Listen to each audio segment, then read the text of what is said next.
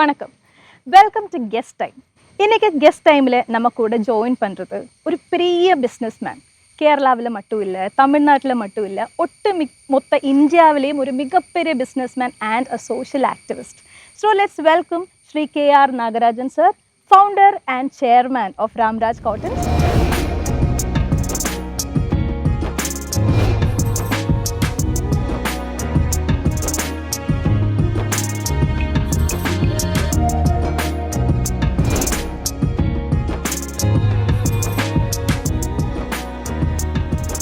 வணக்கம் சார். வணக்கம்மா. எனக்கு முதல்ல இந்த கேள்வி கேட்டுதான் ஆகணும். நானும் நிறைய ரஜினி படம் எல்லாம் பார்த்துருக்கேன்.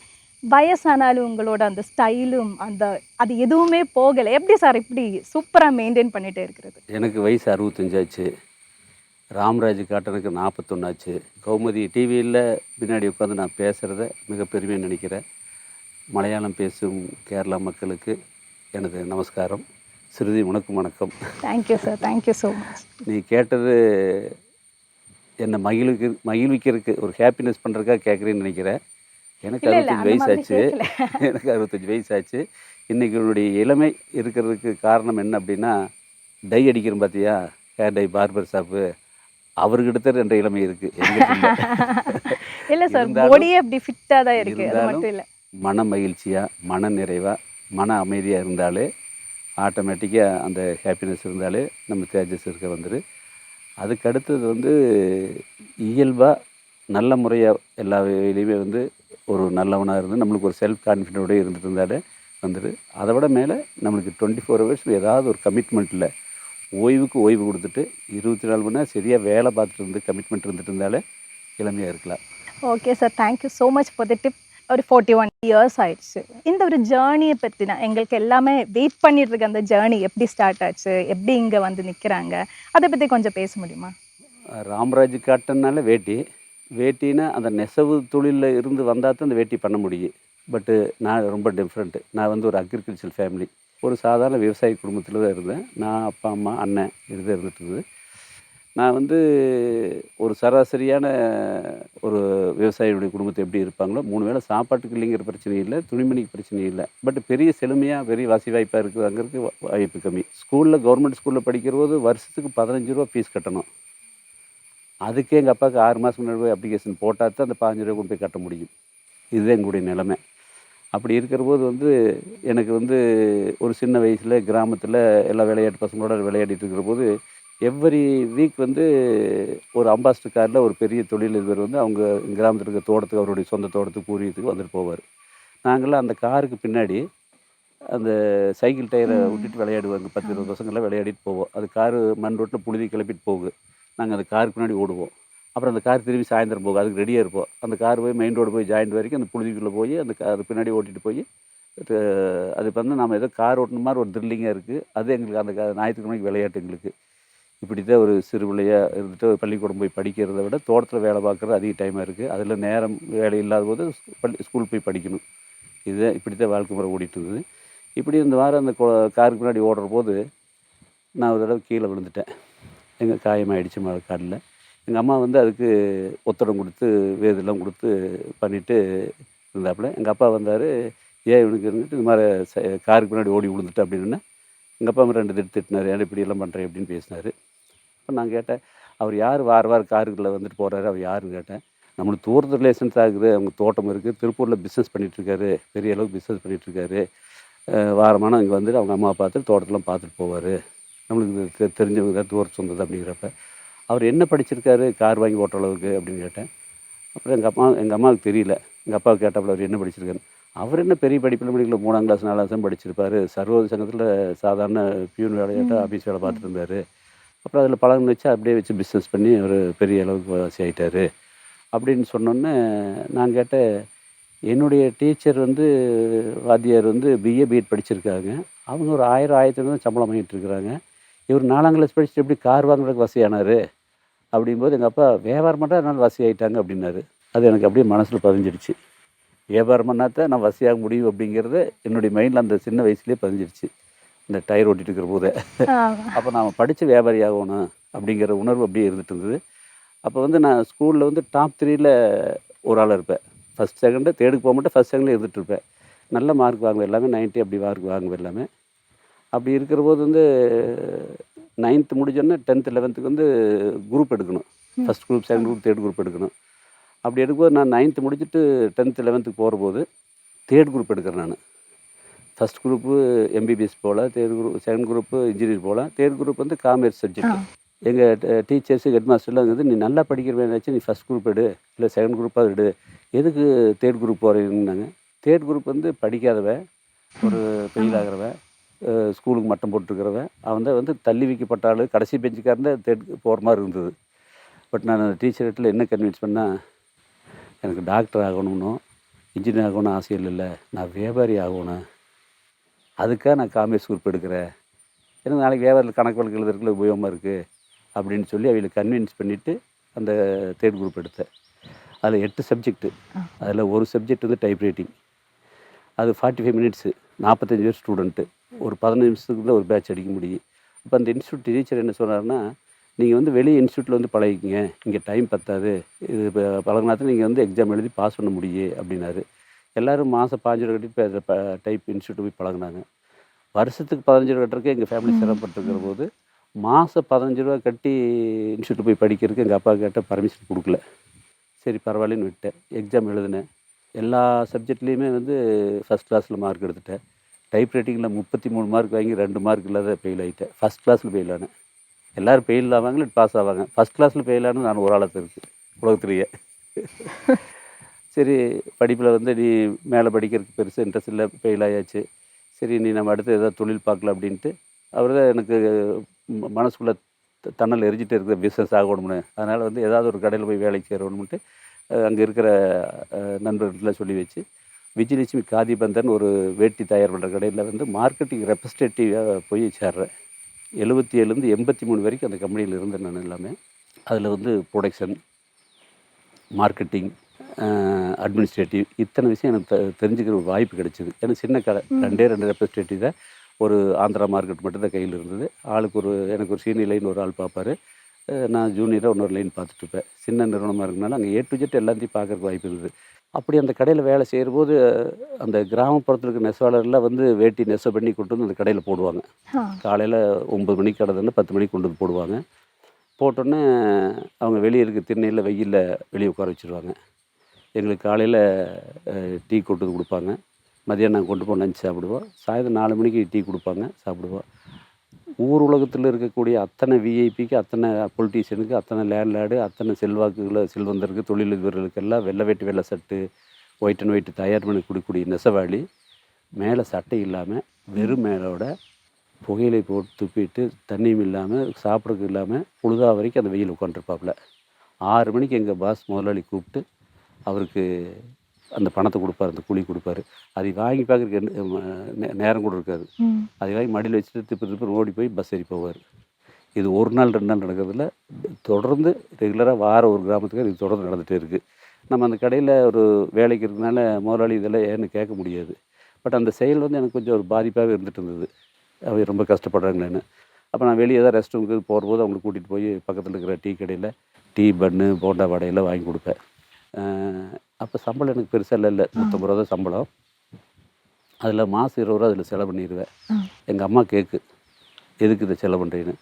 அப்போ நான் சொல்லுவேன், இது மாதிரி அந்த நெசவாளர்லாம் இப்போ ரொம்ப வறுமையாக இருக்காங்க, வாழ்க்கையில் ரொம்ப கஷ்டப்படுறாங்க, என் கடையில் தண்ணி கூட கொடுக்குறதில்ல, ஏதோ என்னால் முடிஞ்சதை வாங்கி கொடுக்குறேன் அப்படின்னு சொல்லுவேன். எங்கள் அம்மா சத்தம் போடும், உனக்கே 150 தான் சம்பளம், அதில் போய் இந்த தர்மமெல்லாம் பண்ணிட்டு இருக்கிறேன் நீயே அப்படின்னு சொல்லி பேசு. அப்போ நான் என்ன பண்ணேன், எங்கள் அம்மாவையும் கன்வின்ஸ் பண்ணணும், அவங்களுக்கு செய்யணும் அப்படின்ட்டு. அம்மா நீ எனக்கு பஸ்ஸுக்கு மாதம் போயிட்டு வரக்கு திருப்பூர் to அவினாசி 35 பைசா, ஓவராக 70 பைசா, மாதத்துக்கு 20 ரூபா செலவாகுதுல்ல, அந்த பணத்தை எனக்கு கொடுத்துரு, நான் சைக்கிளில் போய்க்கிறேன் அப்படின்ட்டு திருப்பூர் to அவினாசி சைக்கிளில் போயிட்டு அந்த 20 ரூபாய் வாங்கி அவளுக்கு வடை போண்டா வாங்கி கொடுத்து அவளுக்கு கன்வின்ஸ் பண்ணிவிட்டு எனக்கு ஒரு திருப்தியாக இருந்தது. 150 சம்பளத்துலேயும் 20 ரூபா செலவுன்னு எனக்கு ஒரு ஹாப்பினஸ் நான் உருவாக்கிட்டேன் அந்த காலத்துலேயே.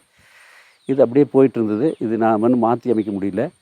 ஒரு நாள் எனக்கு அந்த முதலாளிக்கெல்லாம் ஒரு நல்ல நெருக்கமானோன்னே எங்கள் முதலாளி கேட்டேன், எனக்கு அவங்க காலையில் வந்து உட்காடுறாங்க, நம்ம தண்ணி கூட கொடுக்கறதில்ல, வெயிலில் காஞ்சிட்டு உட்காந்துருக்காங்க, காலைல 10 மணிக்கு போய் நம்ம பேங்கில் பணம் வாங்கிட்டு வந்துடுறோம், அதை கொடுத்துட்டா போய் நெசவு பண்ணிகிட்டு இருப்பாங்க, கிராமத்துக்கு போயிடுவாங்களே, ஏன் அவள் இப்படி உட்கார வச்சு கஷ்டப்படுத்தாட்டி வெறுமையோட உட்காந்துருக்காங்க அப்படின்னு.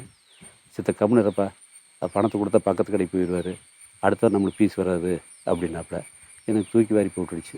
என்னடா அது, ஒரு சாதாரண விவசாயி, ஒரு நெசவாளியை இவ்வளோ தூரம் கஷ்டப்படுத்தி ஒரு அடிமையாட்ட வச்சு அவனை கசக்கி புழிஞ்சு மோந்து பார்க்குறோமே, இது சரியாக இருக்குமா? அவனும் நல்லா இருக்கணும், அவனும் ஹேப்பியாக போனால் தானே வந்து பிஸ்னஸ் நல்லா இருக்குது, அவனும் நல்லா இருக்க முடியும். அடுத்தவனை வறுமைப்படுத்தி அடுத்தவனை வாட்டி வதக்கி நம்ம பிஸ்னஸ் பண்ணுறது அவ்வளோ சரியில்லையே அப்படின்னு ஒரு பெரிய தாக்கம் என்ற மனசுக்குள்ள ஆச்சு. பட் இந்த முதலாளி நான் கேட்க முடியாத, இது அப்படியே தொடர்ந்து நடந்துட்டு இருந்தது. அப்புறம் அந்த பிஸ்னஸ், வேட்டியுடைய பிஸ்னஸ் நாளுக்கு நாள் அந்த கடையில் குறைஞ்சோன்னா அவங்க வியாபாரத்தை நிறுத்துற கண்டிஷனுக்கு வந்துட்டாங்க. அப்போ நாம் தொடர்ந்து அப்படின்னா வேறு பக்கம் வேலைக்கு போகணும், இல்லை வேறு எதுவும் பண்ணும்போது எனக்கு நிறைய என்னோட கூட சிந்தனை பண்ணி, ஏன் நம்ம 6 வருஷம் இந்த பிஸ்னஸ் எல்லாம் பழகியிருக்கிறோம், எல்லாம் தெரிஞ்சிருக்கிறோம், மார்க்கெட்டில் பார்ட்டி தெரியுது, நாமளே இந்த பிஸ்னஸ் ஆரம்பித்தா என்ன அப்படின்னு போய் முடிவு பண்ணிவிட்டு என் பேரண்ட்ஸை போய் கேட்குறேன், என் ஃப்ரெண்டில் கேட்குறேன், ரிலேஷன் கேட்குறேன். யாருமே அதுக்கு சப்போர்ட் பண்ணல. ஏப்போ முதலாளியே வேட்டி வியாபாரம் இல்லையா நிறுத்திட்டாரு, நீ போய் நீ வேட்டி வியாபாரம் ஆரம்பிக்க போறியா? 1980 திருப்பூரில் எக்ஸ்போர்ட் பீக்காக நடக்குது. நம்முடைய சொந்தக்காரெல்லாம் வந்து பிஸ்னஸ் பண்ணி கார் பைக்கெல்லாம் வாங்கி நல்லா வசதியாக இருக்காங்க, நீ எக்ஸ்போர்ட் வியாபாரம் பண்ணு அப்படின்னு எல்லாமே எனக்கு அட்வைஸ் பண்ணுறாங்க. எனக்கு இந்த நெசவாளி வெறுமையோட பார்த்து அவருடைய பாவர்ட்டி பார்த்து அவங்கள ஏதோ ஒரு வழியில் டெவலப் பண்ணணுங்கிறது ஃபயர் என்ற மைண்டுக்குள்ளே வந்துடுச்சு. அப்போ வந்து எனக்கு அந்த எக்ஸ்போர்ட் பண்ணணும், பணம் சம்பாதிக்கணும்னோட இவங்களுடைய வாழ்வாதாரத்தை நம்ம உயர்த்தணும், அதுக்கு ஏதாவது ஒரு முடிவெடுத்து பண்ணணும். அப்போ வேட்டி வியாபாரம் பண்ணணுன்ட்டு வெளியெல்லாம் கடன் வாங்கி அந்த பிஸ்னஸ் ஆரம்பிக்கிறேன்.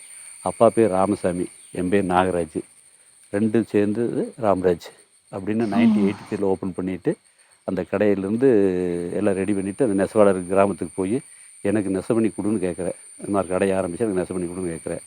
அவங்க, ஏன் கணக்கு பிள்ளை, உனக்கு பண்ணாது யாருக்கு பண்ண, அந்த வடை போண்டை வாங்கி கொடுத்துருக்கேன்னே, உனக்கு பண்ணாது யாருக்கு பண்ண போகிற, நல்ல சந்தோஷம் பண்ணாங்களும் இப்போ வேலை இல்லாத இருக்கிற கடையில் நின்று போச்சு, நீங்கள் பண்ணி கொடுத்து எங்களுக்கு ரொம்ப சப்போர்ட்டாக இருக்குது, நீங்கள் ஆர்டர் கூட நாங்கள் பண்ணித்தர்றோம் அப்படிங்கிறாங்க. நீங்கள் எனக்கு பண்ணி கொடுப்பீங்க நம்பிக்கை எனக்கு இருக்குது, ஆனால் எனக்கு நீங்கள் நெசவு பண்ணி கொடுக்குறதுன்னு ஒரு கண்டிஷன் அப்படின்னு. என்ன கண்டிஷன் கேட்டாங்க. என்ற கடைக்கு வரவங்க நீங்கள் சட்டை போட்டு வரணும் அப்படின்னு சொன்னேன். எல்லாம் கொல்லுன்னு சிரித்தாங்க அத்தனை பேருமே. ஏப்பா சிரிக்கிறீங்க அப்படின்னு. இப்போ மீட்டர் 2 ரூபா கூலி கொடுத்துட்ருக்குறாங்க, நீங்கள் அந்த 2 தான் கொடுக்க போகிறீங்க, இந்த 2 ரூபா வாங்கிட்டு வந்து மத்தியானம் அரிசி வாங்கி நைட்டு சாப்பாடு பண்ணுவோம், குடும்பத்தில் இருக்கிறவங்கலாம் வந்து நைட்டு அந்த சுடு சாப்பாடு சாப்பிடுவோம், அதில் தண்ணி ஊற்றி வச்சுருவோம் மிச்சம் இருக்கிறத, அடுத்த நாள் அந்த புழுதண்ணி குடிப்போம், மறுபடியும் அது தண்ணி ஊற்றி வச்சு அடுத்த நாள் மத்தியானம் அரிசி குடிப்போம், ஒரு நாளைக்கு ஒரு வேளை தான் சுடு சாப்பாடு சாப்பிட்ற போது நாங்கள் எப்படி மேலே சட்டு போடுறது அப்படின்னாங்க. எனக்கு அதை கேட்டு வருத்தமாகி, 3 வேளை சுடு சாப்பாடு சாப்பிட உங்களுக்கு என்ன கூலி வேண்டியது இருக்குது அப்படின்னு. 2 ரூபா கூலி 3 ரூபா பண்ணி கொடுத்தீங்கன்னா 3 வேளை சுடு சாப்பாடு சாப்பிட்றேன் அப்படின்னாங்க. சரி ஓகே, சட்டு போடுறதுக்கு அப்படின்னு கேட்டேன். இன்னொரு சேர்த்து கொடுங்க, 4 ரூபா பண்ணி கொடுங்க, நாங்கள் 3 வேளையும் சுடு சாப்பாடு சாப்பிட்றோம், உங்கள் கடைக்கு வரவு சட்டும் போட்டு வர்றேன் அப்படின்னாங்க. சரி ஓகே, நான் 2 ரூபா கூலி 4 ரூபா பண்ணி தர்றேன், நீங்கள் 3 வேளை சுடு சாப்பாடு சாப்பிடுங்க, சட்டு போட்டு வாங்க அப்படின்னு. இதை சொன்னோன்னே அந்த நெசவாளர் மூஞ்சியில் அப்படியே 100 வாட்ஸ் பல்பாட்ட பிரைட்டு, அவ்வளோ ஹாப்பி ஆகுறாங்க. எனக்கு தலையில் வந்து எனக்கு அப்படியே ஒரு பெரிய சந்தோஷமாச்சா இந்த ஹாப்பினஸ் பார்க்கும்போது, இதுக்காகத்தானே இத்தனை தூரம் நம்ம இருந்தோம் அப்படின்னு ஹாப்பி ஆகி போச்சுன்ட்டு ரொம்ப நான் சந்தோஷப்பட்டுருக்கிறேன். அப்போ ஒரு பெரியவர் வந்து கேட்குறாரு, தம்பி நான் ஒன்று சொல்கிறேன் தப்பாக எடுத்துக்க மாட்டேன்னு சொல்லுங்க, இன்றைக்கி வந்து கேட்குறவங்க 2 ரூபா கூலிக்கு சொன்னால் 1.25 பண்ணுறியா 1.5 பண்ணுறியா தான் கேட்குறாங்க, நீ 2 ரூபா கூலியை வந்து 100% ஹெச் பண்ணி 4 ரூபா கொடுத்து பண்ணுறங்கிற, நீ மார்க்கெட்டில் போய் விற்க முடியாது, ஏன்னா மார்க்கெட்டில் நிறைய போட்டி இருக்குது, நீ எப்படி போய் விற்க முடியும், நீ ஏதோ எங்களை பார்த்து எமோஷனல் ஆகி ஒரு அனுதாபப்பட்டு இந்த முடிவு எடுக்கிற, இது சின்ன வயசு, உனக்கு உலக அனுபவம் பத்தாது, நீ இந்த தொழிலுக்கெல்லாம் சரியாக வராது, நீ பழையபடி எங்கேயாவது வேலைக்கு போய் பிழைச்சிக்கோ, நான் சொன்னது கேளு சாமி, நீ ஏதோ ஆவேசப்பட்டு இதெல்லாம் பண்ணிடாத அப்படின்னு எனக்கு அட்வைஸ் பண்ண ஆரம்பிச்சிட்டாரு. நான் சொன்னேன், ஐயா நீங்கள் சொல்கிறது கரெக்டாக, நான் 6 வருஷமாக காலேஜு போகல, படிப்பு முடிச்சோன்னே எஸ்எல்சி முடிச்சுட்டு காலேஜ் போகல, 6 வருஷம் வந்து நான் ஆந்திராவிலே மார்க்கெட்டில் இருக்கிற வியாபாரிகிட்ட பழகி அவங்ககிட்ட இருக்கிற விஷயத்தை கற்றுருக்குறேன், எனக்கு விற்க முடியுங்கிற நம்பிக்கை எனக்கு இருக்குது, நீங்கள் எல்லோரும் என்கிட்ட கமிட் ஆக வேண்டாம், ஒரு 50 ஃபேமிலி மட்டும் கமிட் ஆகுங்க, நான் கொடுத்து இது பண்ணி ரன்னிங் கொண்டு வந்துட்டேன்னா அப்புறம் தொடர்ந்து நான் எல்லா ஏரியாவுக்கும் கொடுக்குறேன், எல்லாத்துக்கும் கொடுக்குறேன் அப்படின்னு சொல்லி அவரை கன்வின்ஸ் பண்ணிவிட்டு, நான் பிஸ்னஸ் பண்ணி லாபம் சம்பாதிக்கணும், எக்ஸ்போர்ட் வியாபாரம் ஆரம்பிச்சிருவேன், என்னுடைய நோக்கம் வந்து உங்களுடைய வறுமையை போக்கி பாவர்ட்டி போக்கி உங்களுடைய பொருளாதாரத்தில் உயர் பண்ணி உங்கள் வாழ்வாதாரம் உயரணும் அப்படிங்கிற நோக்கத்துக்காக இந்த பிஸ்னஸ் ஆரம்பிக்கிறேன், அதை தயவுசெய்து புரிஞ்சுக்குங்க அப்படின்னு அவருக்காகத்தான் பண்ணுறது அவருக்கே புரிய வச்சுட்டு ஆரம்பித்த நிறுவனம் தான் வந்து ராம்ராஜ் காட்டன். 1983 9/9/1983 அப்பா பேரையுமே என் பேரையும் சேர்த்து ராம்ராஜ் நிறுவனம் ஆரம்பித்ததை இந்த பேசிக்குடைய ஃபண்டமெண்டல் அடிப்படை அஸ்திவாரமே அதுதான். அந்த நோக்கத்துக்கு அதுவும் பண்ணியாச்சு, தயார் பண்ணியாச்சு, எல்லாம் அடக்கம் போட்டாச்சு. எல்லோரும் மார்க்கெட்டில் 45 ரூபாய்க்கு வேட்டி விற்கிறாங்க ஆந்திராவில். என்னுடைய வேட்டி 2 மீட்டருக்கு 4 ரூபா கூடி வச்சு கொடுக்குறனால 49 இருக்குது. மற்றவங்களாம் கார்டை போட்டு பண்ணிகிட்டு இருப்பாங்க, நூல் குவாலிட்டி கம்மியாக. நான் கோமுட போட்டேன், 1 ரூபா சேர்ந்துருச்சு. அப்போ அவன் 50 ரூபாய்க்கு விற்றது எனக்கு லாபம் இருக்குது. அப்போ நான் கடையில் சாம்பிளில் எடுத்துகிட்டு போய் கடையில் போய் ஆர்டர் வாங்குறதுக்கு போகிறேன். ஆந்திராவில் போய் ஆர்டர் கேட்குறேன். என்ன விலைன்னு கேட்குறாங்க. நான் புதுசாக கடை ஆரம்பிச்சிருக்கிறேன், ராமராஜ் பேர் அப்படின்னா. அங்கே ராமர் ரொம்ப ஃபேமஸ் ஆந்திராவில். என்டி ராமராவில் வந்து இப்போ புதுசாக ஆட்சிக்கு வராரு. அங்கே ராமாயணமெல்லாம் டிவியில் பார்த்தாங்கன்னா அந்த வீட்டை நிலவெல்ல வலித்து தேங்காய் உடைச்சி வச்சு ஊதுபத்தி பற்றி வச்சு அந்த ராமாயணம் பார்ப்பாங்க. அந்தளவுக்கு ராம பக்தி அதிகம். அந்த ராமராஜ் பிராண்டு கேட்டால் ரொம்ப சந்தோஷப்பட்டாங்க எல்லாருமே. சந்தோஷப்பட்டுட்டு உன்னுடைய வேட்டி என்ன விலைன்னு கேட்டாங்க. 50 ரூபா அப்படின்னு. நாகராஜ் 4 இதில் கட்ட வியாபாரம் பண்ணுறவங்களாம் 45 ரூபாய்க்கு கொடுத்துட்ருக்குறாங்க. நீ இப்போத்தான் ஆரம்பிச்சிருக்கிற, அதை விட கம்மியாக கொடுத்தா தான் உங்கள்கிட்ட வாங்குவோம். நீ 45 விட்டு 50 ரூபா சொல்கிற, இவ்வளோ அதிகமாக சொல்லி ஒரே நாளில் டாட்டா பில் ஆகலன்னு பார்க்குறியா? எங்களுக்கு ஆர்டர்லாம் வேண்டாம், நீ எடுத்துகிட்டு போய்க்கோ அப்படின்ட்டாங்க. என்னடா அது இப்படி சொல்கிறாங்கன்னு நினச்சி போட்டு அப்புறம் அவர் உட்காருங்கன்னு சொல்லிவிட்டு இந்த சொன்ன கதையெல்லாம் சொன்னேன். நெசவாளர் பற்றி கஷ்டத்தெல்லாம் சொல்லி இதெல்லாம் சொன்னோன்னே அவர் அப்படியே புரிஞ்சுட்டு அப்படியே கண்களையும் எந்திரிச்சு கையை பிடிச்சிட்டாரு. இந்த சின்ன வயசில் எப்படி எப்போ உனக்கு இவ்வளோ யோசனை சிந்தனையில் வந்தது? அவனவன் இன்றைக்கி நாமளாம் சம்பாதிக்கிறது பார்க்க போட்டு அவன் சட்டை போடாது இருக்கிறான், அவன் 3 வேளை சாப்பிடாத இருக்கிறாங்க, அதெல்லாம் வச்சு பார்க்குறியே. இந்த சிந்தனை உனக்கு யார் சொல்லி கொடுத்தாங்க? பெரிய விஷயமாப்பா அப்படின்ட்டு அப்படியே கண்ணெல்லாம் கலங்கிட்டு ஆர்டர் எழுதிக்க அப்படின்ட்டாரு. அன்னைக்கு தான் எனக்கு புரிஞ்சுது, உண்மையை சொல்லி பிஸ்னஸ் பண்ணால் ஜெயிக்க முடியும் அப்படிங்கிறதுக்கு அந்த முதல் ஆர்டரே எனக்கு வட சொல்லி கொடுத்தது. அப்போ நான் புரிஞ்ச 2 விஷயம் என்னென்னா, நாம் சம்பாதிக்கணும்னு ஆரம்பித்தா ஏதோ நின்று போயிரு, அடுத்தவங்களை காப்பாற்ற ஆரம்பிச்சுன்னா அது தொடர்ந்து நடக்கும் அப்படிங்கிறதுக்கு ராமராஜ் காட்டும் உதாரணம். வியாபாரம்னா எல்லாம் பொய் சொல்லி விற்பாங்க. உண்மையை சொல்லி நேர்மையாக நியாயமாக நடந்து அடுத்தவங்களை தோக்க வச்சு ஜெயிக்கிற பேர் வெற்றி இல்லை, அடுத்தவங்களை ஜெயிக்க வச்சு ஜெயிக்கிற பேர் தான் வெற்றி அப்படிங்கிறத புரிஞ்சு பண்ணது அந்த ராமராஜினுடைய பேசிக்காக இருந்தது. இன்றைக்கி அதை வந்து இவ்வளோ தூரம் 40 வருஷத்தில் இன்றைக்கி உலகம் முழுவது, அதாவது எந்த துறையில் நம்பர் 1 உலகத்தில் நம்பர் 1 அப்படின்னா மைக்ரோசாஃப்ட்னு சொல்லுவாங்க, அவர் தான் லீடிங்பாங்க, இல்லை வால்பாட்டுன்னு சொல்லுவாங்க, இப்படி சொல்லுவாங்க. வேட்டியில் கேரளாவில், தமிழ்நாட்டில், சவுத் இந்தியாவில், இந்தியாவில் உலகத்திலே நம்பர் 1 ஆரையும் சொல்லுவாங்க, ராமராஜ் சொல்லுவாங்க. இப்போ அந்த பதவி நம்மளுக்கு கிடச்சிருக்கு. நான் வளத்தில் நான் வச்ச பாலிசி, நான் வச்ச சிஸ்டங்கள், நான் மனசில் வச்ச அந்த வில் பவரில் பண்ண விஷயங்கள்கிட்ட இன்றைக்கி ஜெயிச்சிருக்கு. இன்றைக்கி அன்னைக்கு 50 குடும்பத்தை சேர்த்து வச்சு இன்றைக்கி பிஸ்னஸாக பிகின் பண்ணேன். இன்றைக்கி ராமராஜ் நம்பி 50,000 குடும்பம் இருக்குது.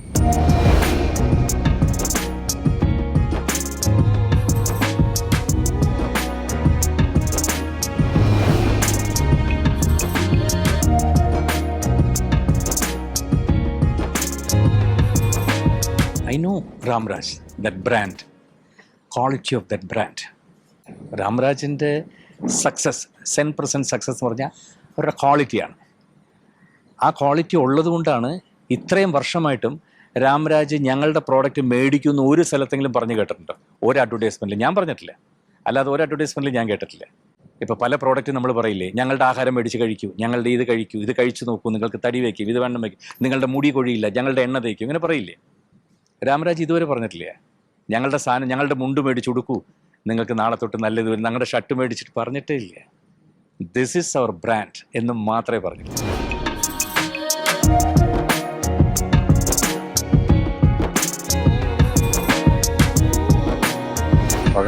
பேர் டைரக்ட் ஸ்டாஃப் இருக்காங்க, இஎஸ்ஐபி வாங்குற 15,000 பேர் இருக்காங்க, 15,000 டீலர் இந்தியா மொத்தம் இருக்காங்க, 300 ஷோரூம் இருக்குது. இன்றைக்கி ஒரு பிரபஞ்சத்திலே வந்து வேட்டி அழிஞ்சு போனதை இன்றைக்கி மேலே எடுத்துகிட்டு வந்து இந்த பாரம்பரியத்தின் கலாச்சாரத்தை காப்பாற்றுனதாருன்னா அது ராம்ராஜ் அப்படின்னு சொல்கிற அளவுக்கு ஆச்சு. சல்யூட்னா ராம்ராஜ், அபிமானம்னா ராம்ராஜ், உண்டுன்னா ராம்ராஜ் அப்படிங்கிறத சின்ன சாதாரண பாமர மக்கள் கூட தெரிகிற அளவுக்கு இந்த பிராண்டு ஒரு வெற்றிகரமாக நடந்துகிட்ருக்குதுன்னா அதனுடைய தார்மீக குணம் அடுத்தவங்களையும் எல்லாம் அனைவரையும் காப்பாற்றணுங்கிறது. அந்த கம்பெனிக்கு 3 சிஸ்டம் வச்சுருக்கிறேன். சுதேசி business with brand with social activities, இந்த 3 தான் வந்து அடிப்படை கொள்கையாக வச்சுருக்கிறேன், விசனாக வச்சுருக்கிறேன். இன்னைக்கு வரைக்கும் அதைத்தான் பண்ணிட்டு இருக்கிறேன். அடுத்த ஜென்ரேஷனும் இப்படித்தான் எடுத்துகிட்டு போகும்னு சொல்லி கொடுத்துருக்கேன். அப்படி ஒரு சூப்பர் ஸ்டார் படத்தை பார்க்குற மாதிரி இருக்கு சார். எனக்கு கூட கண்ணை கலங்கிட்டேன். ரொம்ப சந்தோஷம். ஆனால் இந்த ஒரு இப்போ பார்க்கும்போது எப்படி இருக்கு? அவ்வளோ கஷ்டப்பட்டு ரொம்ப ஹர்டில்ஸ் எல்லாம் நிறைய ஃபேஸ் பண்ணியிருப்பேன். இன்னைக்கு பார்க்கும்போது இப்போ இந்த ஒரு பொசிஷனில் இருக்கேன் சார் ராம்ராஜ் வந்து. ஸோ இப்போ எப்படி என்ன ஃபீலிங் உங்களோடது? அதான் இப்போ வந்து நான் வேட்டி தயார் பண்ணுறேன். அப்போ நான் வேட்டி கட்டிட்டு போனால் தானே அதனுடைய குறை நிறையெல்லாம் தெரியும் அப்படின்ட்டு எல்லா பக்கம் வேட்டி கட்டிட்டு போவோம். வேட்டி கட்டிட்டு போகும்போது எந்த இடத்துக்கு போனாலும் சரி, ஒரு கலெக்டர் ஆஃபீஸ் போனாலும் சரி, ஒரு பேங்க் போனாலும் சரி, ஒரு இன்கம் டேக்ஸ் ஆஃபீஸ் போய் எங்கே போனாலுமே வந்து அதுக்கு ஒரு மரியாதை, ஒரு அங்கீகாரம் எல்லாம் கொஞ்சம் கம்மியாக தான் இருக்குது. பல இடத்துல நான் ஃபீல் பண்ணியிருக்கேன். பட் அது வெளியே சொல்ல மாட்டேன், நிறையா மனசுலேயே வச்சுட்டு இருப்பேன். ஒரு முறை எனக்கு யான் சப்ளை பண்ணுற ஒருத்தர், நார்த் இந்தியன்காரர் ஒருத்தர், அவருடைய டாக்டர் மேரேஜுக்கு இன்விடேஷன் கொடுத்துருந்தார். அது சென்னையில் ஒரு 5 ஸ்டார் ஹோட்டல் நடக்குது. அதனால் திருப்பூரில் எல்லாம் நிறைய பேருக்கு கொடுத்து நாங்கள் ஒரு 10 பேர் நண்பர்லாம் சேர்ந்துட்டு, அவர் இன்விடேஷன் வந்தெல்லாம் சேர்ந்து எல்லாம் ட்ரெயின் ப்ளூ மவுண்டன் ட்ரெயின் பிடிச்சி எல்லாம் அங்கே போய் சேர்ந்து எல்லாம் ரெடியாகி காலையில் அந்த 5 ஸ்டார் ஹோட்டலுக்குள்ளே போனோம்.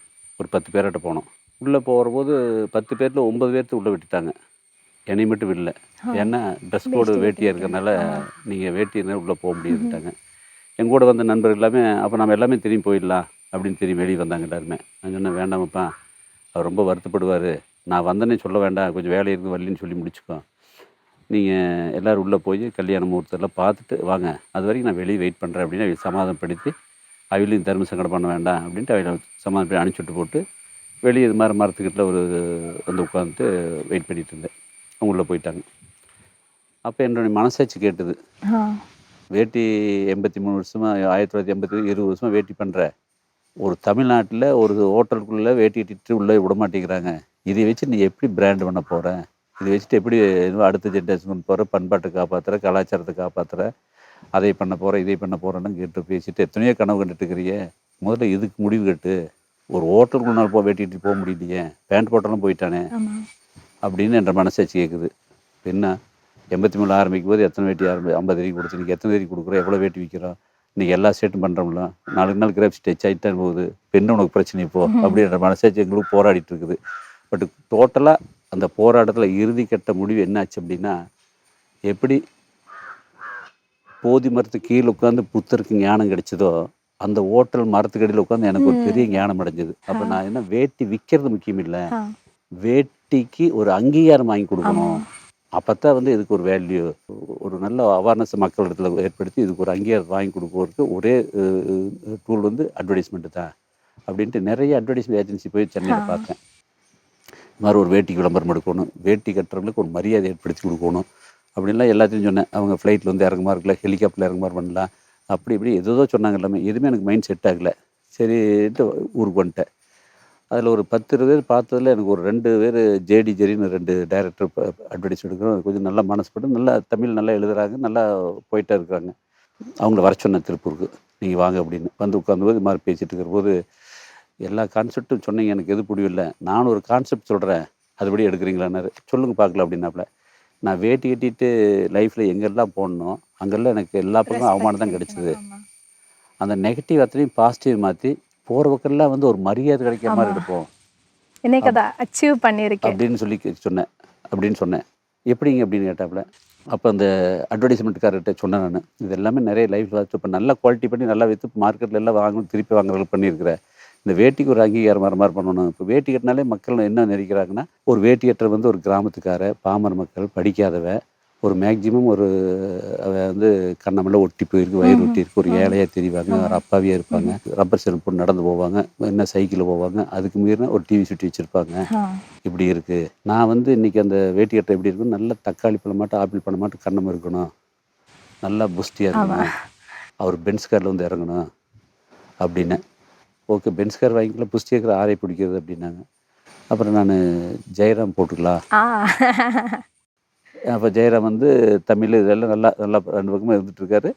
பெரிய மாசம் இல்லாட்டியுமே எல்லாத்துக்கும் பிடிக்கும், குடும்ப ரோல் அடிக்கிற எல்லாத்துக்கும் பிடிக்கும். நம்மளுக்கு வந்து அவர் அந்த தக்காளி பழம் மட்டும் கண்ணத்தோடு இருக்கிறாள் எனக்கு நான் நினைக்கிறதுக்கு தகுந்த மாதிரி அவர் இருந்தனால அவர்கிட்ட போய் பண்ணலாம் அப்படின்னு சொல்லி சொன்னேன். அது ஓகேன்ட்டாங்க. இந்த டைம்ல ஒரு கொஸ்டின் கூட கேட்கலாமா? 2000 இப்போ ஜெயராம் சாரை வந்து செலக்ட் பண்ணிட்டார்ல 2003, 2004 அம்பாசிடரா, அதுக்கு கேரளா கூட ஒரு கனெக்ஷன் இருக்கா? கேரளா ஒரு சென்டிமெண்ட்ஸ் கேரளா இருக்கு, இல்ல அந்த மறக்கட்டும் தக்காளி பழம் மட்டும் பார்த்துட்டு தானா?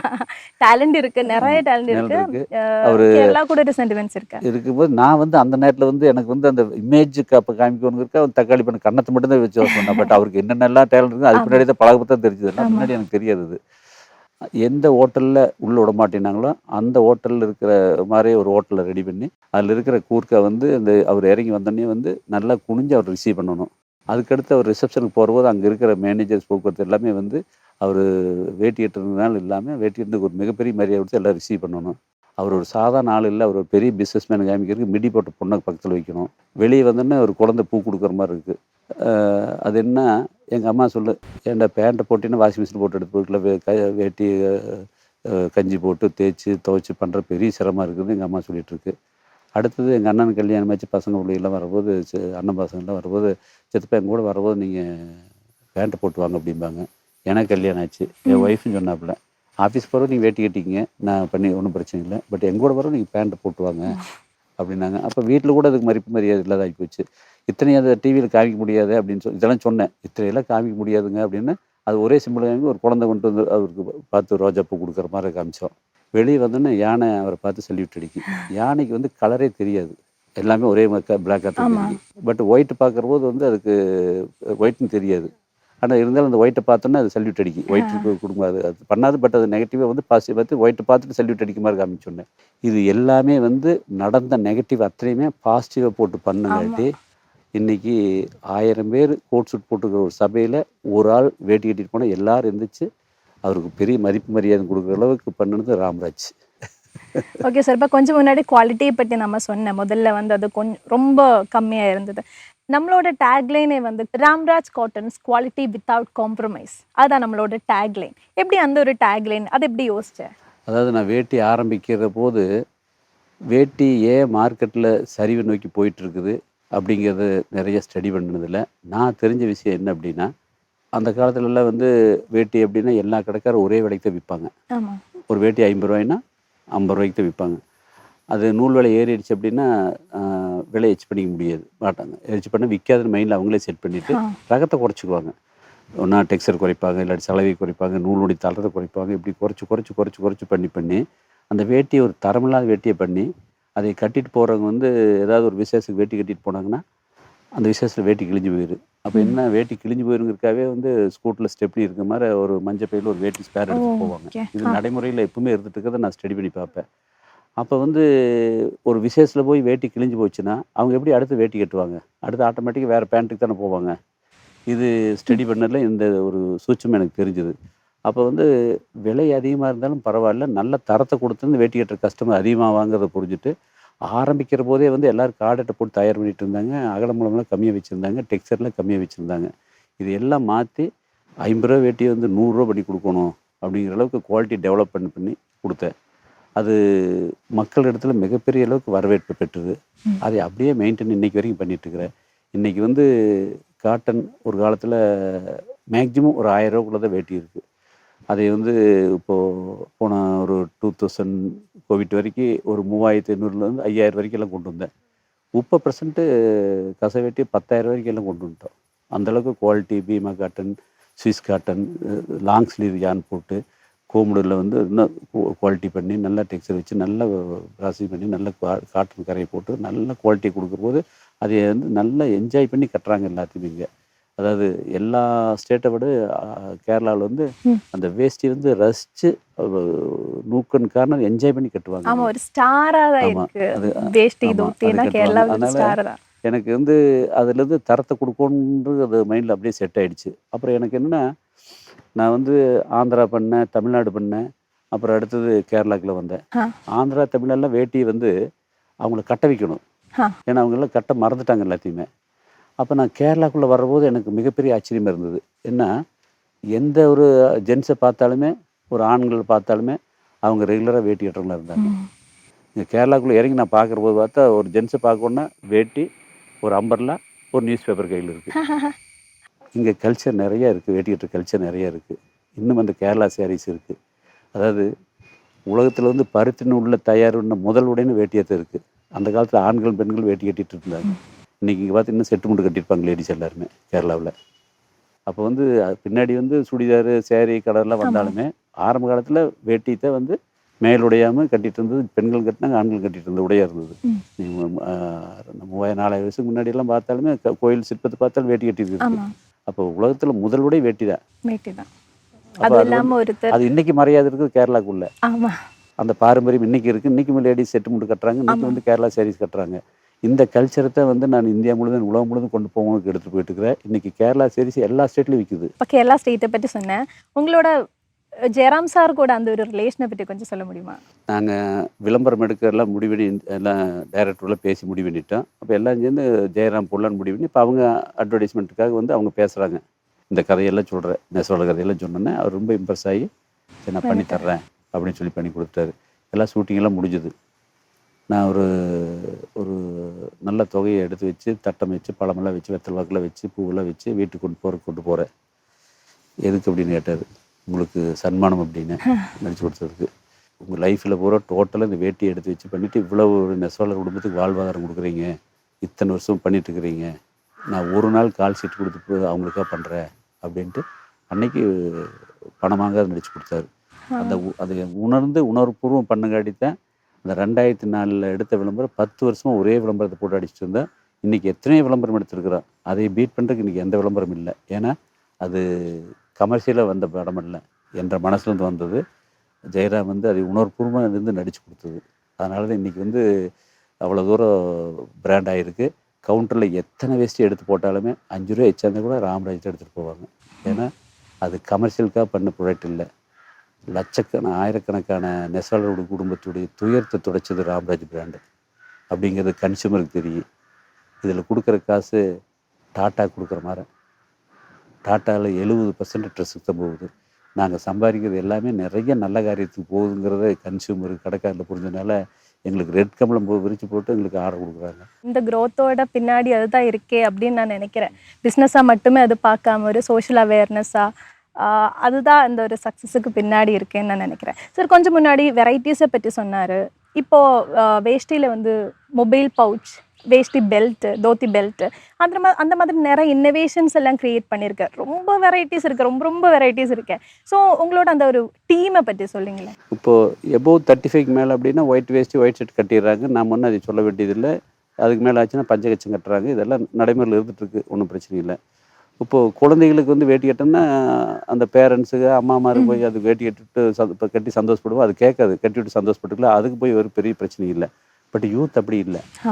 அவங்க வெஸ்டர்ன் கல்ச்சர் நோக்கி போவாங்க. மாடர்னாக இருக்கும்னு நினைப்பாங்க, ஜீன்ஸ் போட நினைப்பாங்க, பேண்ட் ஷர்ட் போட நினைப்பாங்க, கோட் ஷூட் போட நினைப்பாங்க.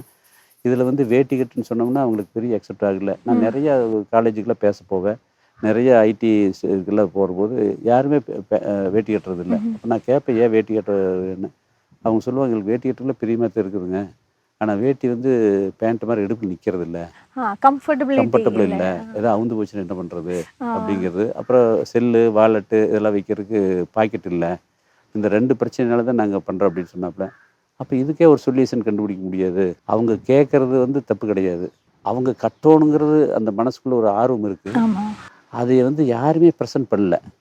அப்போ வந்து தப்பு அவங்ககிட்ட இல்லை, நம்மகிட்ட இருக்குங்கிறத புரிஞ்சுட்டு அதை நான் ப்ரெசன்ஸை வந்து வித்தியாசம் பண்ணி கொடுத்தங்காட்டி இன்றைக்கி யூத்துக்கிட்ட மிகப்பெரிய அளவுக்கு ஐடி போகிறவங்க, வாரத்தில் ஒரு நாள் வேட்டி கட்டுறாங்க, காலேஜ் போகிறவங்க பசங்க எல்லாருமே இன்றைக்கி அந்த வெல்க்ரோ வேஷ்டியே மிகப்பரிய யூஸ் ஆகுது. கல்யாணம் புது மாப்பிள்ளைங்க இது எல்லாமே கட்ட ஆரம்பிச்சிட்டாங்க. கல்யாணம் எல்லாம் ரொம்ப கம்ஃபர்டபுளாக அவங்க. நீங்கள் இப்போ கல்யாணத்துக்கு போய் பார்த்தீங்கன்னா அந்த குழந்தையிலேருந்து ஒரு 5 வயசு 6 வயசு குழந்தையிலேருந்து யூத்துலேருந்து டீனேஜ்லேருந்து எல்லாருமே வேட்டி கட்டியிருப்பாங்க. விதவிதமாக கட்டியிருப்பாங்க. காலேஜில் எல்லாம் கூட எல்லாமே கட்டியிருப்பாங்க. அப்போ அந்த கல்ச்சரை ஏற்படுத்துனது ராம்ராஜ். இன்றைக்கி வீட்டில் ஒரு விசேஷம் அப்படின்னாலே வந்து அந்த ட்ரெடிஷ்னல், அந்த கல்ச்சர், அந்த சம்ஸ்கிருதி, அந்த கலாச்சாரம், பாரம்பரியம் அப்படின்னா ராம்ராஜ் ஞாபகத்துக்கு வந்துச்சு. இன்றைக்கி எல்லாமே அது ராம்ராஜ் வந்து எடுக்கிற அளவுக்கு அதுக்கு வேணுங்கிற அத்தனை ப்ரெசன்ஸும் இப்போ பண்ணி வச்சுருக்கிறோம். அதுதான் ராம்ராஜுடைய மிகப்பெரிய மார்க்கெட்டிங் பண்ண விஷயம். அதனால தான் இப்போவும் நான் பிராண்ட் அம்பாசிடர் ஆகி, அதுக்கப்புறம் என்னோட மகன் வந்து இப்போது பிராண்ட் அம்பாசிடர் ஆகி, அதுக்கப்புறம் இப்போ என்னோட மருமக வந்து புது பிராண்ட் அம்பாசிடர் ராம்ராஜில் ஜாயின் பண்ணியிருக்கேன். இனிமே இது இப்படி கண்டினியூ ஆகி போய் என் பேர குழந்தைங்களும் ராமராஜுக்கு வந்து சின்ன வேட்டி கட்டி நிற்கிறது நீங்கள் பார்க்கலாம்.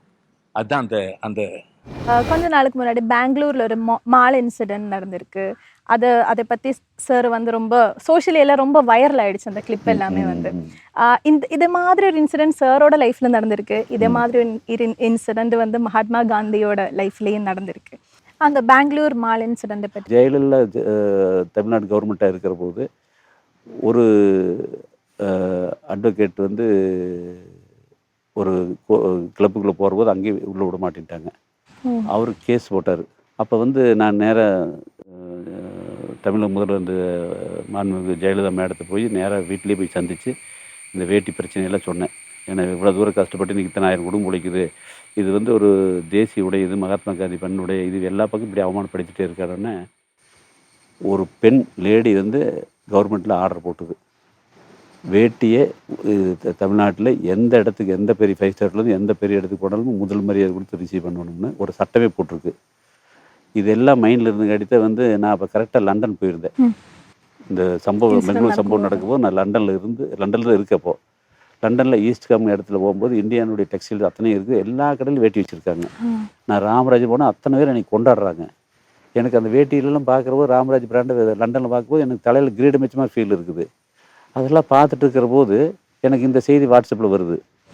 அப்போ லண்டன்லேயே வந்து மகாத்மா காந்தி பக்கிங்ஹாம் மகாராணி பார்க்க போகிறத வேட்டி கட்டிட்டு போனார். லண்டனில் அவருக்கு சிலை வச்சுருக்காங்க. லண்டனில் இத்த சொட்டு கடையில் வேட்டியெல்லாம் இருந்துட்டு இருக்குது. லண்டன் மக்கள் வேட்டி கட்டி கொண்டாடுற போது நம்ம இந்தியாவில் பெங்களூரில் ஒரு வேட்டி கட்டின ஒரு சாதாரண ஒரு பிரஜையை உள்ளே விடமாட்டேங்கிறாங்கன்னும் போது எனக்கு மனசு ரொம்ப வருத்தமாகி போச்சு. இதெல்லாம் பட்டு வர இப்போ இவ்வளோ தூரம் பண்ணியுமே இன்னும் இந்த பிரச்சனை இன்னும் இருந்துகிட்டு இருக்குதான், இந்த ஜாதி பிரச்சனை, மத பிரச்சனை, இன்னும் இந்த வேட்டி பிரச்சனை இருந்துகிட்டே இருக்குது அப்படிங்கிறத நான் வந்து அந்த ஸ்டேட்மெண்ட்டு கொடுத்துட்டு தமிழ்நாட்டில் சென்ட்ரல் கவர்மெண்ட் மட்டும் இல்லை, எல்லா ஸ்டேட் கவர்மெண்ட்டும் வேட்டிக்கு ஒரு பெரிய அந்தஸ்தையும் மரியாதையும் கொடுத்து அதுக்கு கவர்மெண்ட் ஜியோவே போடணும். எல்லா பிளேஸும் முதல் மரியாதை செல்வ கொடுத்து அவங்கள உள்ளே அனுப்பணும். அவங்க யாரையும் தடை பண்ணக்கூடாது, அது ஜியோவே போடணும்னு வலியுறுத்தினேன். அது கண்டிப்பாக மகாத்மாத்தினுடைய ஆத்மா என்னை எப்படி கருவியை பயன்படுத்துகிற மாதிரி எல்லாருடைய சிஎம்க்கும் எல்லாருடைய பிஎம்க்கும் போய் அது சட்டமாக வரும்னு எதிர்பார்க்குறேன். உங்களோட மிகப்பெரிய இன்ஸ்பிரேஷன் வந்து மகாத்மா காந்தி.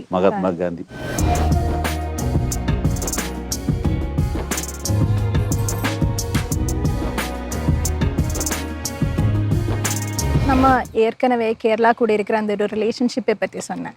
இப்போது ரீசெண்டாக கேரளாவில் ஒரு பெரிய டிசாஸ்டர் நடந்திருக்கு. வயநாட்டில் ஒரு பெரிய டிசாஸ்டர். அந்த டிசாஸ்டருக்கு சார் வந்து ஒரு மிகப்பெரிய கான்ட்ரிபியூஷன் பண்ணியிருக்கேன். கம்ப்ளீட் அந்த கேரளைட்ஸை ரெப்ரசன்ட் பண்ணிட்டு நான் உங்கள்கிட்ட ஒரு பெரிய நன்றியை தெரிய வச்சுக்கிறேன். Thank you so much for being a strong pillar. கேரளாவுக்கு ஒரு பெரிய பில்லராக நீங்கள் இருக்கிறது வந்து எங்களுக்கு ரொம்ப ரொம்ப பெருமையாக இருக்குது. 2018 அந்த ஃப்ளட்டு ஃபுல்லாக சென்னை ஃப்ளட்டுக்கு அவர் பண்ணது கையெழுச்சி பண்ணது எவ்வளோன்னு எனக்கு தெரியாது. கேரளா ஃப்ளட்டுக்கு நானும் கூட இருந்ததுனால எனக்கு தெரியும். அந்த டைமில் வந்து ஒரு ஓணம் பண்டிகையெல்லாம் ஆரம்பிக்கிறதுக்கு முன்னாடி அவர் வந்து ஸ்டாக் பண்ணி வச்சுருக்கிறதெல்லாம் ஓணம், அதுக்காக கேரளா எல்லா இடத்துக்கும் கொண்டு போகிறதுக்கான வேட்டி சட்டையெல்லாம் எத்தனை கோடி ரூபாய்க்கு வரும் தெரியாது. அவரோட ஃபுல்லாக கோடவுனில், அந்த கோடவுனில் ஒரு துணிமணி கூட இல்லாமல் அத்தனையும் ஏற்றி கேரளாவில் வந்து ஒவ்வொரு இடத்துக்கும் நான் தான் கொண்டு கொடுத்தேன். நான் சும்மா இது கொடுக்கும்போது பார்க்கும்போது அதில் 4000 ரூபா வேஷ்டி இருக்குது, 3000 ரூபா வேஷ்டி இருக்குது, இவ்வளோ கரை இருக்குது, கல்யாணத்துக்கு கட்டுற வேஷ்டி இருக்குது, மேலே போய் எல்லாம் ஷர்ட்டு வந்து ரிங்கிள் ஃப்ரீ ஷர்ட்லாம் நான் பார்க்கும்போது 2500 3,000 ஒன்றும் பார்க்கக்கூடாது செய்கிறேன். ஒன்றுமே பார்க்கக்கூடாது, இல்லைல்லாம் ப்ரைஸே பார்க்கக்கூடாது, அப்படியே கொடுங்க சொல்லி மேபி மோர் தேன் ஒரு 10 கோடிக்கு மேலே இருக்குன்னு நினைக்கிறேன். அந்த பொருளெல்லாம் லாரியில் எவ்ரிடே வந்துட்டுருக்கு. என்னால் முடிஞ்ச இடத்துக்கு முழு நான் தான் கொண்டு கொடுத்துருக்கேன். அது அந்த மனசு, அவரோட மனசு, அந்த கொடுக்கறதுக்கான மனசு இருக்கு இல்லையா, அதுதான் அவருக்கு இப்போது கடவுள் കൊടുത്തിട്ടേ இருக்காரு. இப்போது വയനാട് ഇത്രയും വലിയ ദുരന്തം ഉണ്ടായപ്പോൾ ആ ദുരന്തമുണ്ടായതിൻ്റെ അടുത്ത ദിവസം അദ്ദേഹം എന്നെ വിളിക്കുന്നു, നമുക്ക് ഒരുമിച്ച് ഒന്ന് വയനാട്ടിലേക്ക് പോയി എന്തെങ്കിലും ചെയ്യാൻ പറ്റുമോ? അപ്പോൾ ഞാൻ പറഞ്ഞു, സാർ ഇപ്പോൾ അങ്ങോട്ടേക്ക് പോകാനുള്ളൊരു ബുദ്ധിമുട്ടുണ്ട്, നമുക്ക് യാത്രയും അവിടെ ചെന്നാൽ അത്. അപ്പം തന്നെ വിളിച്ച് നമുക്ക് CMൻ്റെ റിലീഫ് ഫണ്ടിലേക്ക് എന്താണെന്ന് വെച്ചാൽ പറഞ്ഞ് അദ്ദേഹം പെട്ടെന്ന് ഓടി വന്നു. അദ്ദേഹം 25 ലക്ഷം രൂപ അപ്പം തന്നെ അദ്ദേഹം കൈകൊണ്ട് കൊടുത്തു. മാത്രമല്ല ഇപ്പം തന്നെ അദ്ദേഹം എന്നോട് പറഞ്ഞിട്ടുണ്ട്, ഈ ഒരു അവിടുത്തെ ഒരു തെരച്ചിലുകളും ബാക്കിയുള്ളവർക്ക് വേണ്ടിയിട്ടുള്ള ആ ഒരു സന്നദ്ധ പ്രവർത്തകരുടെ അത് കഴിഞ്ഞിട്ട് എപ്പോൾ നമുക്ക് അങ്ങോട്ട് പോകാൻ സാധിക്കുന്നത് ഗവൺമെൻറ് അലോ ചെയ്യുന്നോ ആ സമയത്ത് പോയിട്ട് അവിടെയുള്ളവരെ നേരിട്ട് കണ്ട് എത്രത്തോളം നമുക്ക് ചെയ്യാൻ പറ്റുമോ അത്രത്തോളം കാര്യം നമുക്ക് ഒത്തൊരുമിച്ച് ചെയ്യണമെന്ന് എന്നോട് പറഞ്ഞിട്ട് തീർച്ചയായിട്ടും ഞങ്ങൾ ഒരുമിച്ച് പോകണം. അതൊക്കെയാണ് ഒരു நல்ல மனசு. சார் இதுக்கு முன்னாடி நான் கேள்விப்பட்டிருக்கேன் உங்களோட பாக்கெட்ல வந்து ஒரு ஃபோட்டோ இருக்குது, இப்போ கூட இருக்கிறீங்களா? இருக்குது. யாரோட ஃபோட்டோ, என்னது அது? இது என்னுடைய குரு, ஸ்பிரிச்சுவல் குரு, ஆன்மீக குரு, அருட்தந்தை வேதாத்ரி மகரிஷின்னு அவர் பேர். 1958 உலக சமுதாய சேவா சங்கத்துடைய நிறுவனர். ஞான மார்க்கமாக நிறையா போதனைகளை பண்ணி கிட்டத்தட்ட ஒரு 1.5 கோடி டிவோட்டிஸ் இவருக்கு இருக்காங்க. 2008 அவர் சமாதி ஆயிட்டார். நான் 2000 தான் வந்து இவருடைய ஆசிரமத்துக்கு போய் இவர்கிட்ட வந்து அந்த ஸ்பிரிச்சுவல் ட்ரைனிங்கெல்லாம் எடுத்துகிட்டு எல்லாத்தையுமே. திருப்பூர் பக்கத்தில் பொள்ளாச்சி பக்கத்தில் ஆலியாருங்கிற இடத்துல 38 ஏக்கராவில் ஒரு பெரிய ஆசிரமம் நடத்திட்டுருக்காரு. ஹெட் ஆஃபீஸு சென்னையில் இருக்குது. தத்துவம் இவருடைய கொள்கையை வந்து உலக சமாதானம். அது தனி மனித அமைதியிலேருந்து உருவாகணும் அப்படிங்கிறத வந்து தனி மனித அமைதி, குடும்ப அமைதி, ஊர் அமைதி, உலக அமைதியாக மாறு அப்படிங்கிறது அவருடைய தத்துவம். அப்போ இத்தனைக்கு வந்து அது மெயின் காரணமாக வந்து ஒழுக்கம். ஒழுக்கத்தினால நம்ம மட்டும்தான் வந்து நம்ம எல்லாமே சரி பண்ணி கொண்டு போக முடியும். டிசிப்ளின் அதுதான் முக்கியம் அப்படின்னு சொல்லுவார். அதுக்கு வந்து பயிற்சி வேணும். இவர்கிட்ட போன முன்னாடி தான் வந்து வியாபாரம் மட்டும் முக்கியம் இல்லை, உன்ற மனசு, உன்ற உடல் ஆரோக்கியம், உன்னுடைய குடும்பம், உன்னுடைய தொழில் பொருளாதார வளம், உன்னுடைய உறவுகள், உன்னுடைய சமுதாயம், இப்படி ஒவ்வொருத்தையுமே பேலன்ஸ் பண்ணி கொண்டு போகிறத வந்து லைஃப்னுடைய முக்கியமானது அப்படிங்கிறத எனக்கு புரிய வச்சார்.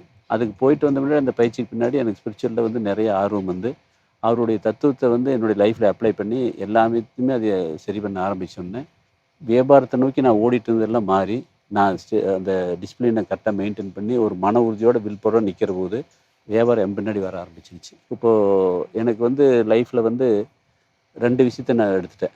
ஒன்று வேட்டி, அடுத்தது சாமிஜியுடைய தத்துவத்துக்கு பேர் வேதாத்திரியம், அதுக்கு பேரும் வி. வேட்டி வி, வேதாத்திரி வி, 2 சேர்ந்த டபிள்யூ மீன்ஸ் ஒயிட்டு. வெளியே ஒயிட்டாக இருக்கிறதுக்கு ராம்ராஜ், மனசுக்குள்ளே ஒயிட்டாக இருக்கிறதுக்கு வேதாத்திரியம். இந்த ரெண்டு கண்ணை வச்சுட்டு தான் வந்து இன்றைக்கி லைஃப்பில் நான் அப்ளை பண்ணியிருக்கிறேன். ரொம்ப மன நிறைவாக இருக்குது, மன அமைதியாக இருக்குது, மன தெளிவாக இருக்குது. ஒவ்வொரு செயலையும் வந்து செயல்படுறது தெளிவாக பண்ண முடியுது. ஓகே சார், ஒரு ஃபேமிலி, ஒரு பிஸ்னஸ் மேனோட ஒரு ஸ்ட்ராங் பில்லர்ன்றது ஃபேமிலி தான். அந்த ஃபேமிலியோட சப்போர்ட், ஃபேமிலியை பற்றி. என்னுடைய மேரேஜ் வந்து 1989 நடந்தது. அதாவது இறைவன் கொடுத்தது வரம் ராம்ராஜ் பிராண்டாக இருந்ததுன்னா அதை இந்த அளவுக்கு மேலே கொண்டு வர்றதுக்கு மிகப்பெரிய உறுதுணையாக இருந்த வரம் என்னுடைய மனைவி. ஏன்னா 93 வந்து அவங்க என்னை ஒரு கேள்வி கேட்டாப்புல. நான் ஒரு எம்பிஏ படிக்கலை, பட் அவங்க எம்பிஏ படித்த மாதிரி எனக்கு ஒரு கிளாஸ் எடுத்தாங்க. சொன்னாங்க, ஏங்க நம்ம மாதத்தில் 20 நாள் வெளியூர் போயிடுறீங்க, மாதத்தில் பாதி நாள் வெளியூர் போயிடுறீங்க, பாதி நாத்துக்கு இருக்கிறீங்க, அப்போ நாம் ஒரு 100 வருஷம் வாழ்ந்தோம்னா 50 வருஷம் வாழ்ந்த மாதிரி தான் கணக்கு. ஏன் எல்லா திருப்பூரில் இருக்கிறவங்க எல்லா தொழில் விராட்டும் இங்கே இருந்துட்டு லோக்கலில் இருந்துட்டு பிஸ்னஸ் பண்ணக்கூடாது, ஏன் மாதம் பாதி நாள் வெளியூர் போயிட்டுருக்குறீங்க அப்படின்னு யதார்த்தமாக இயல்பு ஒரு கேள்வி கேட்டாங்க. என்னை ரொம்ப சிந்திக்க வச்சது. அவங்க கேட்குறது கரெக்டான கேள்வி தானே, அது தவறு இல்லையே அப்படின்னு முடிவு பண்ணி போட்டு நான் பார்த்த வேலைக்கு எல்லாத்துக்குமே வந்து மார்க்கெட்டில் பார்க்குற எல்லாத்துக்குமே ஆளுகளை போட்டேன். நான் வீட்டில் இருக்கணுங்கிறதுக்காக நான் நானாக பண்ணிருந்து இவ்வளோ வியாபாரம் இச்சே இருக்காது. எந்த மார்க்கெட்டு போனால் அந்த மார்க்கெட்டுக்கு ஒரு மாதம் ஒரு ஆளை போட்டுருவேன். இப்படி பழக்கம் காட்டி ஒரு நாகராஜத்தில் இன்றைக்கி 1000 நாகராஜ மார்க்கெட்டிங் ரெப்ரஸன்டேட்டிவ் இருக்காங்க. அதுதான் இன்றைக்கி வியாபாரம் பெருசாக இருக்காருன்னா அப்போ அதுக்கு காரணம் என்னுடைய மனைவி தான்.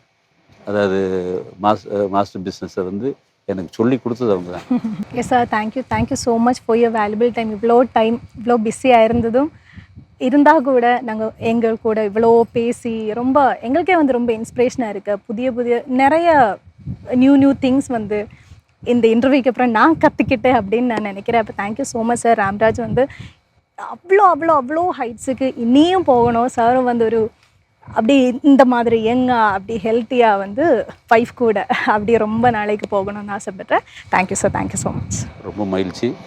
அதாவது கேரளா கௌமுதி டிவி எங்கூட இவ்வளோ தூரம் இன்டர்வியூ எடுத்து இந்த செய்தியை கேரளா மக்கள், மலையாளம் பேசுகிற மக்களுக்கு எடுத்துகிட்டு போய் அவங்க மனசுலேயுமே இந்த பிராண்டு நல்லா புரிஞ்சு இது விற்பனை ஆகுனா அதில் வரக்கூடிய ஒவ்வொரு ரூபாயும் வந்து அந்த ஏழை நிசவாரில் தான் போய் சேருங்கிறத புரிஞ்சு இது இப்போ கொடுத்துட்ருக்கிற ஆதரவை தொடர்ந்து இதே மேலே ஆதரவு கொடுக்க வேண்டும் என்று கேட்டுக்கொண்டு வரக்கூடிய ஓணத்திற்கு மலையாளம் பேசும் கேரள மக்கள் அனைவருக்கும் all the best. Thank you sir. நன்றி.